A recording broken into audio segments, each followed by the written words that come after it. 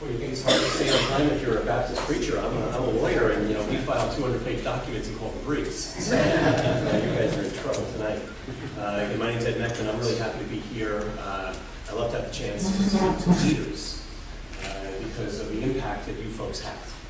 I don't know if you appreciate how significant your influence is with your people and in the electoral system, in the political system.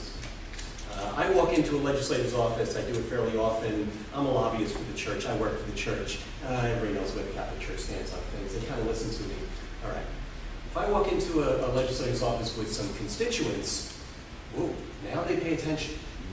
If I walk into a legislator's office with a couple of constituents and a pastor or a bishop, now they're paying attention. Because they know that you are leaders. You are gatekeepers to people. You are influential with the people. They know one good word or bad word from pastor, and that colors everybody's perspective on this legislature. If the pastor says, just quiet, well, I went and talked to Mr. Smith and he was rude to me, huge influence. Right? You can't underestimate how significant the clergy are in our democratic system. Huge amounts of influence, and I implore you to use it. I'm a lawyer, so I have to think in legal terms. I'm really happy for a lot of the things that Reverend Stiles said. I want to drill a little bit deeper into a couple of them. The first thing I have to say, by the way, is I work with the New York State Catholic Conference, which is the Conference of Catholic Bishops. We're one of the main religious-based lobbying groups here in the state. When you go up into the hallways of the legislature, and you're looking for people who are talking about traditional values, real values, there are not a lot of people, right? There's the Catholic Conference, and there's New York Institute of Constitutional Freedom, and there's not a lot of other people, whether it's marriage or pro-life or any of that other stuff. Hugely influential, very important people, and they do a great job. One of the things that drives me crazy, just from a legal perspective, is the language that people use. Very often you hear people talk about defending traditional marriage. I'm sure you've heard that term, right? It's the way the other side likes to cast the issue. I'd like to make us speak, right? No. There's real marriage and there's non-marriage, right? Real marriage is what everybody up until about 15 years ago understood marriage to be. A lifelong covenant of one man, one woman, sexually exclusive, dedicated to their benefit as persons, but also for the procreation and education of children, right? Duh, that's the dictionary definition of marriage. That's real marriage, okay? What the same-sex marriage advocates are looking for is not that, right? Even legally, it would not be that, okay? So whenever I use the word marriage about same-sex, consider it to have quotation marks in that. It's not authentic, right? First of all, it's obviously not one man, one woman, okay? It is certainly not intended to be lifelong. Very, very few, if any, same-sex marriage advocates would claim that what they're seeking is a lifelong covenant. Many, many, many same-sex marriage advocates will deny that they're interested in sexual exclusivity. They believe that their marriages should be open. And you know what that means? Adulterous, basically, right? If we were speaking in normal terms, we would be speaking of adulterous relationships. Put the question to any same-sex marriage advocate, and they will not admit that they believe that their concept of marriage should be open. And yes, that's what they say among themselves. Okay? It is certainly not dedicated towards the procreation of offspring of children. We all know biology 101. We know that's not how it works, right? It is an entirely private arrangement. The only purpose of same-sex marriage is to have society bless and recognize a private relationship that really basically has no great social significance. We're talking about maybe 3% of the population is homosexual in the United States.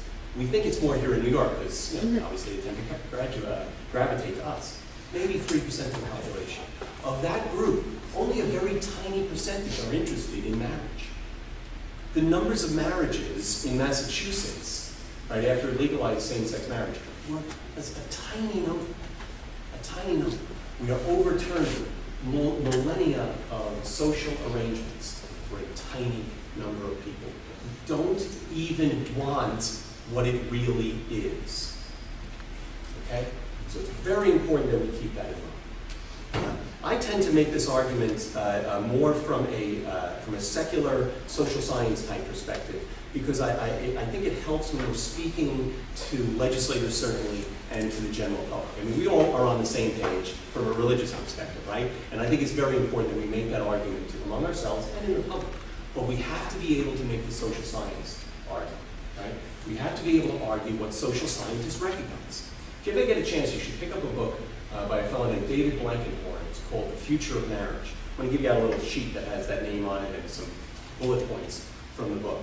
But he argues this from a social scientist perspective. He actually is in favor of gay rights and so forth. But he's looked at marriage and he says basically that the social science evidence is that marriage really is what we say it is. Right? It's an arrangement for the good, not just of adults, not just for my personal interests. It's not all about me. It's also dedicated to the interests of children. It is the best place to bring up and raise children. It is economically the best place for a man and woman to be. Right? And all those other social science arguments that we hear, they're valid, they're important. We need to make them, okay?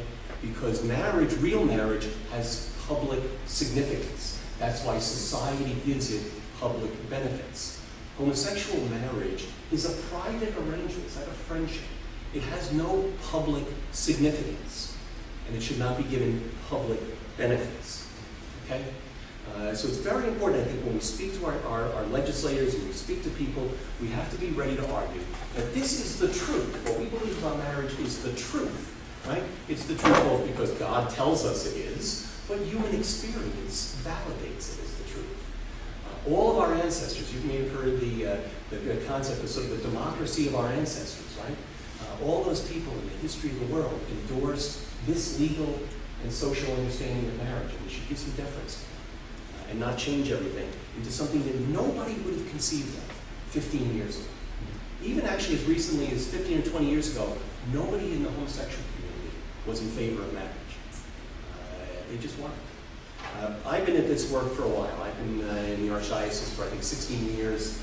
One of my first battles was down in New York City. It was at the Board of Education. It was all about the Children of the Rainbow curriculum. I don't know if you're hearing about that. Going to school board meetings, having condoms thrown at me, all that kind of stuff.